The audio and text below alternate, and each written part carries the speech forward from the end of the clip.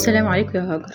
انا جدة البنت اللي بتتكلم. اولا خلقة ربنا حبيبتي كلها جميلة، وانا يمكن عملت فويس كان فيه معايا ممرضة كانت جميلة جدا وكانت باهرة الجمال، فكانت دايما تقول لجوزها انت مفيش حد يعني كان هيقبلك بالشكل بتاعي، يعني ما كنتش ما تلاقي حد يقبلك يعني، لكن بقى ان هي تفضلت عليه وقبلته يعني. فكانت دايما كل شوية تفكروا ان هي جميلة هي جميلة هي جميلة. والمدرس ده كان مدرس ثانوي، وكان بيدي دروس وكلام من ده، فلو ما يفتح محفظته قدام الطلبة سواء بقى بيديهم فلوس او بياخدوا منهم فلوس او حاجة زي كده يعني، فكان يقول له صورة مين دي يا استاذ؟ يقول لهم صورة مراتي. يقول له انت متجوز دي؟ انت متجوز دي؟ معقولة يا استاذ؟ عايزة اقولك ان البني ادم لما بيتباهى بشيء في ايده كل شيء في الدنيا زايل، يعني مفيش حاجة باقية من كتر انبهارها بجمالها ومن كتر ان الناس منبهرة ان هي جميلة والكلام ده كله. طبعا الله يرحمها، هي ماتت صغيرة طبعا وكفانا الله الشر، ماتت بمرض خطير جدا نادر الوجود. يمكن انا بقولك انا عملت فويس بكده عشان الناس بس تتعظ وتخلي بالها ان البني ادم اي شيء في ايده ما يتبهاش بيه، لان كل شيء الى زوال ولا يبقى الا وجه الله. فيا حبيبتي الجمال مش هو كل حاجة، في حاجة اسمها جمال الروح اللي هو اللي باقي اللي يخليني اقول الله دي جميلة قوي، حلوة قوي، ده انا عايزة اقعد معاها، دي فلانة دي حلوة قوي عاوزة اقعد معاها. مش بقول حلوة قوي شكلا، لا انا بقول حلوة قوي لان انا ارتحت معاها في قعدتها في كلامها، فبقى مبسوطة بيها جدا. هقولك على حاجة كمان، انا في مرة من المرات كنت زمان كده من حوالي 30 سنة كنت بشتغل طبعا في مكان في مستشفى ما، وكانت بتجيلي عيانة مترددة عليا كتنظيم أسرة وحاجات زي كده.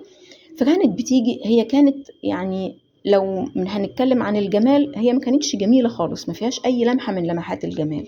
يعني كانت مناخيرها كبيرة جدا، شفايفها كبيرة جدا، عينيها ضيقة قوي، كده يعني كده للمحة الأولى أو للوهلة الأولى أنت بتكلميها عادي.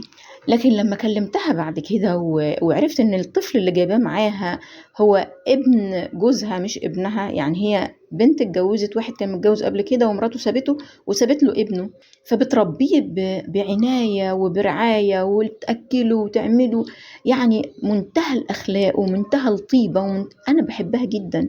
شوفي بعد كام سنة أنا لازلت فاكراها وفاكرة هي كانت شكلها إيه، ومش هنساها أبدا، هي في مخيلتي يعني بصورتها.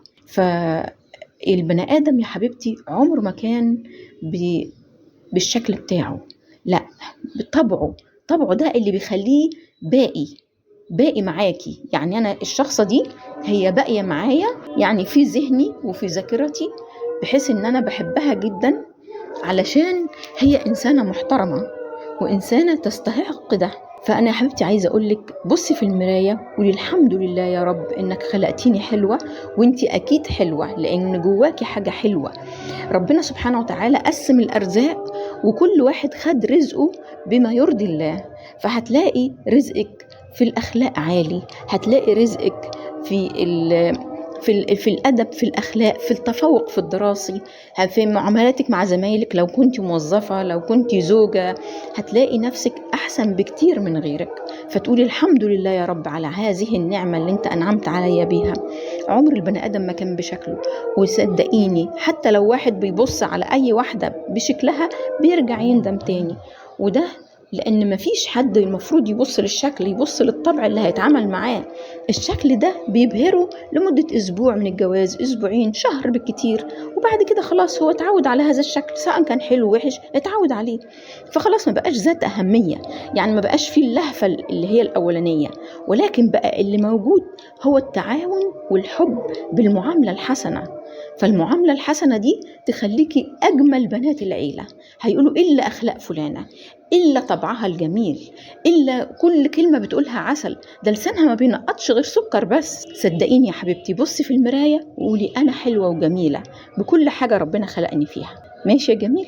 ماشي يا حبيبتي، في حفظ الله.